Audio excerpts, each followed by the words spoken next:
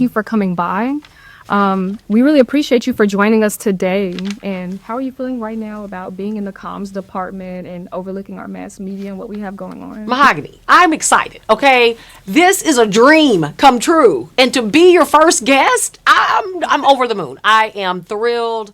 Thank you. First off, I want to say thank you to you and the entire, see, the people don't see this. The people don't see, it's a whole army of folks back there, okay? It's an army of people here making this happen. And I'm proud of you. I'm proud of them. I'm proud of the faculty that are part of this. And I would just say I'm grateful to see the vision of this institution, but the vision of this department come alive from this amazing experience. Oh my God. So I'm excited. Well, I'm excited that you're excited. And honestly, now that you speak of things like your vision, we're going to get into that. Let's get into it. We will. Other than that, this is my first time seeing you here. We have seen each other a few times. I don't know if you recall, but I saw you at the gala. That's right. At the Sesquicentennial Gala featuring Diana Ross. Yes. Which I'm pretty sure you hear all the time. You favor her. You hear that all the time. Okay, so that is why we invited Diana Ross. Okay, so as a little kid, this is not on your question sheet, nor is this even important. As a little kid, I had gigantic hair. Okay, I still kind of have big hair, but right now I got protective style in. But in the black beauty shop where I would get my hair done as a 7-year-old kid, a 5-year-old kid, when my hair would get wet, it would poof out big like Diana Ross. And all of the beauticians would say, call me little Diana Ross. And from that moment, her presence, her beauty, her essence, I would just look at all of her pictures and watch her, listen to her music. And, I was enamored. And so to see her support HT and to come to HT to support what we were doing was amazing. Yes, and the support is appreciated as we reflect on things like that, prominent events and banquets, and we get into things like, HT as a whole. What are your reflections on where we stand today as a university, as a community, and HBCU, especially in the heart of East Austin? You mentioned the word that I love, and that's reflection. And I'm thinking back to 2022 when I accepted this position as the seventh president and CEO of this amazing institution. And there's so many things that being alive, that God giving us this opportunity to be alive at this moment in time, I just don't take it for granted. To be here during the sesquicentennial, yes, 150 years. Who gets to do that, right? I promise I will not be around for the next 150 years. So I won't. Dear President number 29, good luck. I know that it's working out in your favor. Okay. So I won't be around for that. And so for you and I to be in the same room celebrating 150 years, one is just nothing but the Lord. So I thank God for that opportunity. But as I reflect back, 1875 to today being the third oldest business in the city of Austin is, to me, I still get chills to think about that. And I am grateful to the founders and to the people who have come before me, my predecessors, and all of the people who have made Huston-Tillotson what she is today. As I reflect, the word that I would say is just grateful to all of them. Definitely. And I think we can all relate to that gratefulness, especially, thinking about where we are in the heart of Austin. Yes. When you think back to your first day in your leadership role, what excited you the most about taking on HT? I would say it was the students. I was on a campus visit and the search committee brought me in to see the campus. And I remember bumping into students, not the student, they're going to put the, SJ president, all the people that's supposed to be. But I'm not talking about the student leaders per se, those elected student leaders.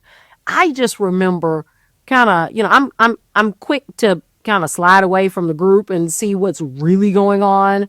And I remember bumping into students and the joy and the excitement and the enthusiasm, but more importantly, the kindness that exuded from the student body was something that I appreciate it and is unlike any other HBCU. And I'll say that on CNN. It is unlike any other HBCU that I have ever visited, worked at, participated, that I've come across. So that I would say was the students. Yeah.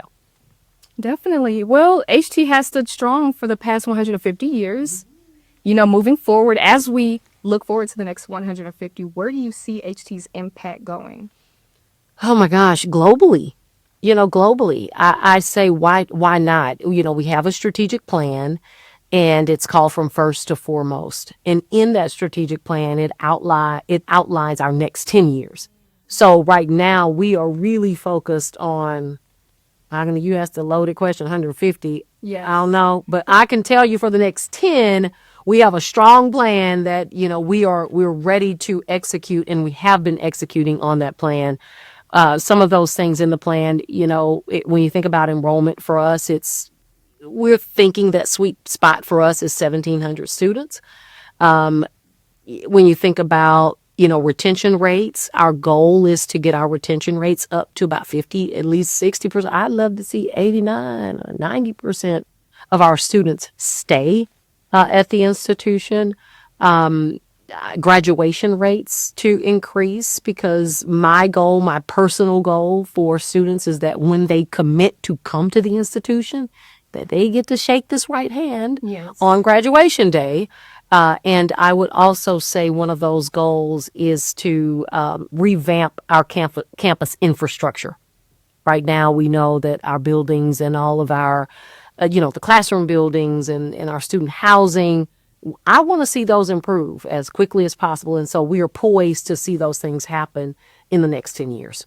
So 150, I don't have no answer. Okay. I don't know. That none of us would be here. We're gonna, I want to see what I would look like at 150. No, you're going to still be beautiful. Okay. Cause you already got the frame for it. Oh, you're going to make me blush? Yes. Yeah, I appreciate it. You're going to be beautiful. Yes. Well, as in the midst of that execution, there have been a lot of events lately. AICon, the financial football literacy event. Yes. And these events have paved the way for the academic success on campus. As far as future plans, what does HT have next? Oh my gosh, AICon again. So the AI conference, let me tell you about the AI conference and why that is so important.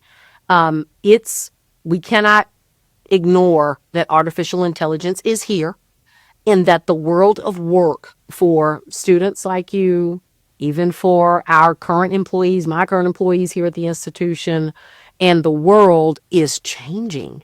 We cannot pretend that it's not here. It is here.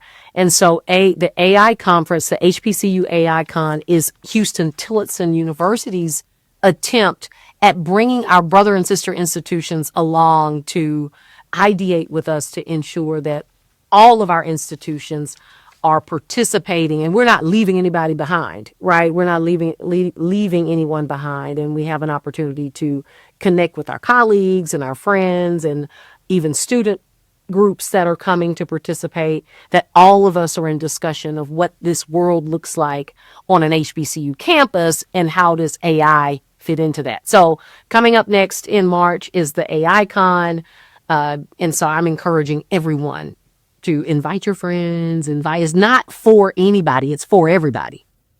Yeah, it's for everybody. Well, that consideration is being reflected in the growth of this campus. And speaking of growth, there have been updates on this campus, obviously. The auditorium, our comms department, which we appreciate. More coming in the comms department. I got some tricks on my sleeve. Oh, definitely. We're excited to hear it. The salon and barbershop, which we've definitely been using. Okay. Is that what because this is everything. I'm here for I it. actually did have someone braid my hair earlier this week. In the beauty shop.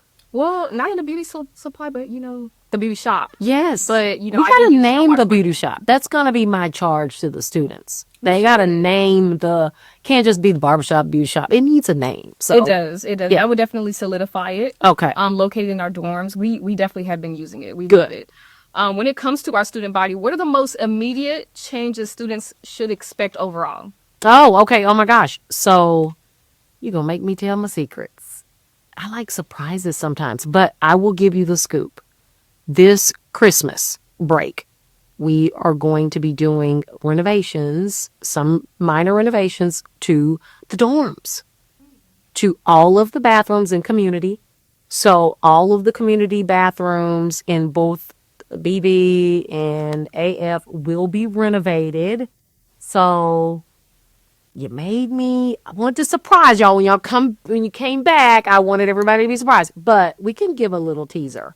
In addition to that, the kitchen areas in the dorms will be renovated. We're going to spruce those up some. I've noticed, I walk around campus. I walk around at night and I'm looking at what's going on and I see the students cooking. And I notice it's just one stove and everybody's trying to navigate that. So we're hoping to expand that a little more to give students more wiggle room around the shared kitchen space. In addition to that, we want to enhance the bathrooms in the suites as well. So those are some of the immediate things that you'll see over the break when you come back in January. Oh, great. Well, our viewers got it first. Yeah, and they invariably appreciate that. I did not know you were a mass communications major, especially at Grambling State. Yes, mass comm. Aren't that, by the way? How was that? Being a digital presence. And I noticed a lot of the marketing on HT's page, which I admire, by the way. All the graphics. You and VP Dillon do a lot. How has that impacted your overall presence, not just on HT, but in the HBCU community? Yeah, so comms has a special place in my life. I started as an accidental comms person. I was in high school, and I was selected by my high school to give a welcome at a rival football game breakfast. Okay, it's called the Soul Bowl in Shreveport, Louisiana. It's where my school, Booker T. Washington, would play Green Oaks High School, and that was a big time rival in the city. And they would have a breakfast, and all of the football players would come, and they selected a student to give the welcome from Booker T. Washington and one from Green Oaks, and I was selected. And in the audience was the top radio air personality in the city, and he was in the audience, and he was there to give out tickets and do all of these things. He's a big time, local celebrity. And I did my welcome. After my welcome, he pulled me aside and said, you got a future. You should think about radio. And I said, well, great. I'm thinking about it now. Why don't you give me a job? Mahogany. I'm 16 years old. I ain't even have a car. So literally he said, let's meet. I get my parents to drop me off at this meeting, and I become the youngest DJ on air in Shreveport, Louisiana with my own show on the radio. And so I had a radio show, and then I, of course, continued my high school career and went to college at Grambling State University and continued comms. And I got out of journalism because I really thought public relations was where I wanted to be. And so I shifted from journalism and, thinking that I wanted to read the news, and started and finished in public relations. And so that's my comms world. And we appreciate And I love comms. So that's why comms gets more of my love. Don't tell the biology majors and the other people. But so we're the favorites. Mahogany said that I didn't. It's okay. They know I said it. I love everyone. Every major is important. You are loved and appreciated. I'm messing with you. And also, you were also a 2 times former dance captain at Grambling? Yes. Former dance captain at Grambling State University. Yes. And, people tend to think about things like, the majorettes, and other aspects of homecoming. What can we expect this year's homecoming to feel like? Let me tell you something. I honestly have no clue. And let me tell you why. Because I just believe that that's not my role. I really want the students to say what that looks like. I want the alumni to chime in. I'm just going to be there to have a good time. Okay. That will be my job. I will be there to eat the barbecue, to enjoy the festivities, to go to the game and cheer really loudly and hang out. But what I've heard so far is that it is really going to be exciting now this year. The challenge, or it could be seen as exciting, we will have 2 homecomings in 1 year because we're moving, the alumni and the students have decided to move homecoming to fall. Okay. We typically have a spring homecoming. So it seems as if that homecoming will have a spring homecoming in February, and usually it's so cold. It is. And so it has, I think what has happened with students are like, it just has been sad, right? Because the weather doesn't cooperate and we don't get to enjoy this fabulous Austin, this Austin weather that we have 99% of the time. And, it's fabulous here in Austin. So moving it to the fall will allow for some more, outdoor excitement, entertainment. And so there'll be 2 next year. So that should be fun. Well, that's more food for you. And I'm sure the alumni can't wait. I know. The alumni and students as a whole. Speaking of the students, HT is very, prideful and a cultural atmosphere here. Everyone has pride in their school, a lot of spirit. Is there a vision in the works for having a football team, maybe a band? Viewers would like to know. The viewers, and so do the people who are harassing me on the Instagram. Okay. So everybody on the gram, mind me, on the Instagrams, I get harassed. You get tagged and yes, the concept AI means. Y'all have done it seemed like the students have got together behind my back. Y'all have had a uniform. It's a helmet. You saw that? I saw that, and it was immediately deleted right afterwards. I didn't get a chance to. It wasn't me. I didn't say delete. It wasn't. I didn't pull President. I'm like, hey. Yeah. Okay, so here is the challenge. Okay, here's the truth. And I'm going to tell you, y'all know your president. I'm going to tell you anything but a lie. The problem with football is that it is so expensive. Okay, it is very, it is an expensive sport. That's thing one, okay? Then we don't have the space for 100 more humans to be on the campus right now. We barely can house the 577 students that we have we run another dorm at a whole nother university. So we don't have the space right now for bringing on an additional maybe 100 students that 75 that it would take for football. Now, you're talking to somebody who absolutely loves college football. That's where I thrive. That's where I live. I mean, I went to a school that had collegiate football, and I enjoy the sport. I love watching the sport. And the other thing that has happened is NIL. So name, image, and likeness. And so those, for us to do it well, it would take, we'd have to get big sponsors to be certain that we could fund students who participate in football, because now the game has changed tremendously with NIL. And so it puts us in a position, and many other small institutions in a position, where you can easily get priced out of the sport.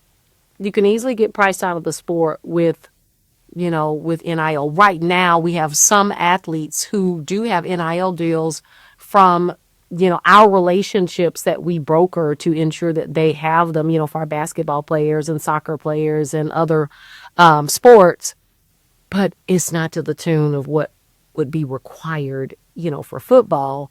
Nor do I honestly believe that we've done enough even for our current students, to be able to support them with sponsorships and the like, to really give them that financial edge that other institutions, other larger institutions have. So that's telling that you could see more done for the students here. Yeah, the students that are moving forward to an idea like that. Yeah, it is important that, we kind of, get our footing around what we have.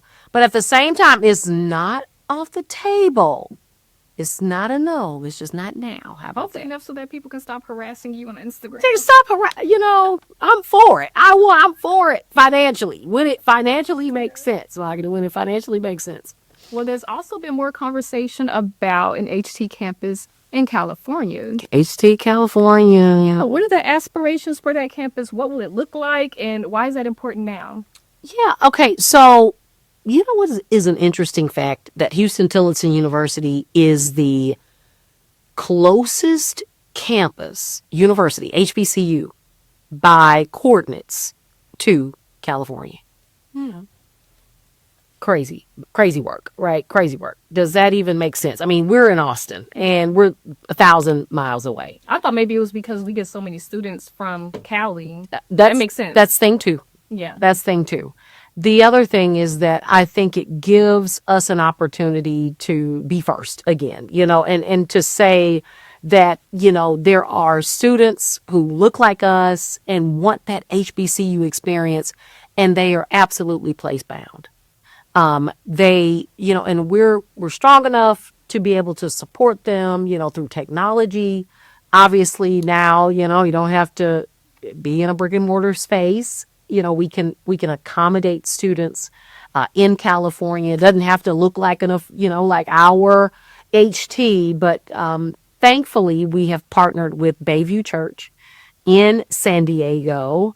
They have a phenomenal facility, and they are grabbing our hands and working with us to help us launch HT California. And I know people say, well, why California? There's stuff here to do. There's stuff here to do. There will never be a perfect university. There will always be things that need to be enhanced, that need to be improved, that need to be lifted up. But at the same time, it doesn't stop progress and moving forward and serving more people who want to be a part. They want to get to know Mahogany. They want to be connected with you and our faculty, our amazing faculty, and our amazing staff. And, I just think it's an opportunity for us to start small and continue, to serve the HBCU community, or those that want to be a part of the HBCU community.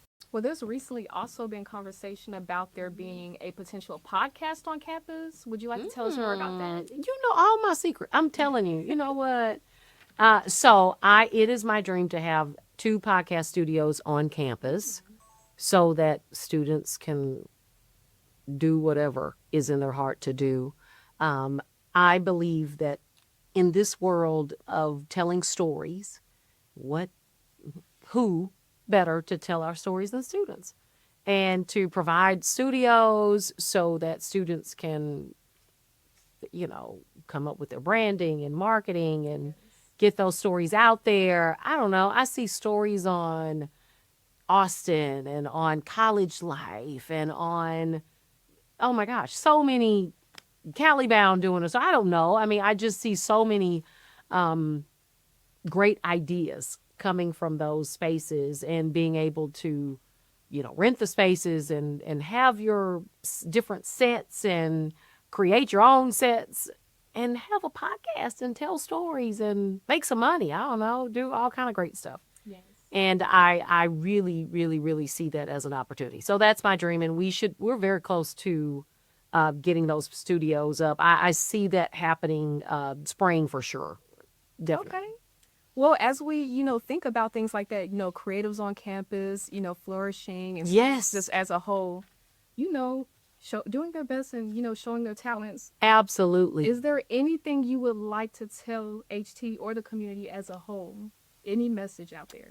Yes. So we are starting our master plan, and that is where we will see a new campus. We're going to build new dorms. Well, they're not called dorms. They're student apartments, darling. Apartments. Okay. Student apartments. Yeah. Apartments. We're going to get away from the dorm feel, and something a little more, cutesy. Yes. Okay. Yes. So 800 beds. The goal is to get students from the space off campus where some of our students live, to be on campus. So 800 bed facilities, a facility, shopping, eating, a new student union, a new classroom space. So all of those things are in the works from our new master plan, which outlines where the campus will be in the next 10 years. So I'm very excited about that, and, what's to come for this institution, especially for the for the students. I want to see students comfortable and happy and to have all of the tools that they need to be successful. So that's my goal. Well, our viewers and, HT as a whole, we all appreciate that. I want to thank you for your time, Dr. Wallace. Thank you so you. much for taking time out your day to speak with us. HT Chronicles put a little something together You for put you. a little something together? Yes. What? You'll see it as soon as I get it open. Okay. I can't wait to see. Oh, wow. Yeah, it's just a little something, You just push play and you can tell us Okay. what your thoughts are. Hey, let's see. Push play. Boom. She's been doing very good watching over the school. I would like to talk to her like what made her choose her career.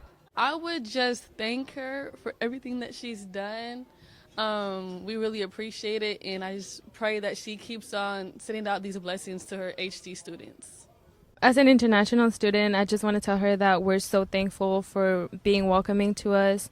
Being so far from our country is feeling home right here with so many organizations to be a part of, and just being thankful for everything that she does for the university and for students itself.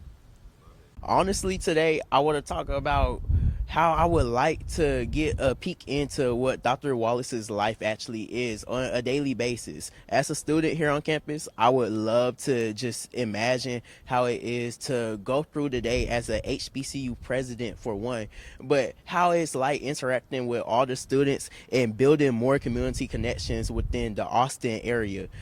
I think it extends even farther past Austin. I think it goes out over and over the entire system of HBCUs. But I think what Huston-Tillotson is doing through Dr. Wallace's vision is making sure that we're not only viewed as just the HBCU, but viewed as the HBCU that is prolifting all institutions across. And the main thing I would like to ask to President Wallace is, as active current president, what would you do to improve the current conditions of housing? As we know, there are multiple washing machines and dryers that don't work properly. There are sinks in the community bathrooms that don't work properly. There are showers that don't get hot. And don't get me started on how dirty the hallways and bathrooms are in general and how small housing is. And I just would like to know, how would you improve the day-to-day housing lives of students? Because as I feel like as anyone would know, it's not just academics, it's also the environment that you come from and be prepared for every day to learn academically. This is beautiful. About it. I love this. Thank you. This is really, I'm touched. I'm really touched. This is beautiful. I'm so grateful.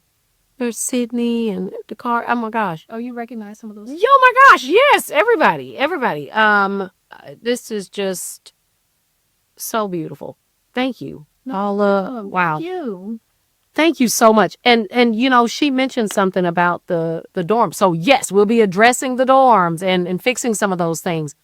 But I do want to send a charge to the students, is that if you live in a space, you have a responsibility to take care of your space, right? And so she's right. I am disappointed when I go in and I see clothes left in the washing machine. When I see those things that happen, because our goal is to prepare you and you and you and you and you and you to be wise and caring leaders. And the way to do that is to start living as, adults and being great citizens and taking care of not just yourself, but taking care of one another. And I'm so hopeful that, that when we get back for the new, for the semester, that students will come back rested and refreshed, but with a renewed spirit in mind, knowing that this institution is ready to serve you, ready to support you for the next 10 years for sure, but definitely 150 years. Definitely. Heavy on the 150. As you can see, Heavy we have on the some 150. expressive students on campus, but overall, we are overwhelmed with your presence and what you have brought this campus and this institution. Thank you so much. Thank you. You're incredible. This is incredible. Two enthusiastic thumbs up.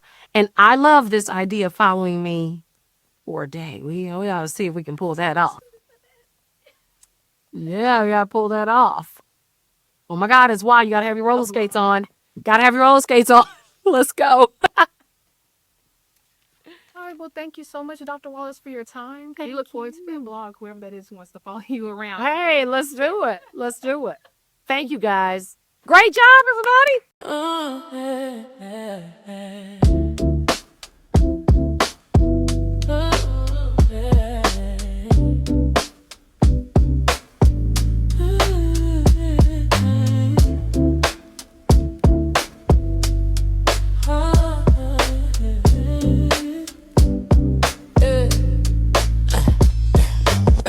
Room hazy, strobe lights flicker in the mist. Body language talking louder than the DJ's mix. Eyes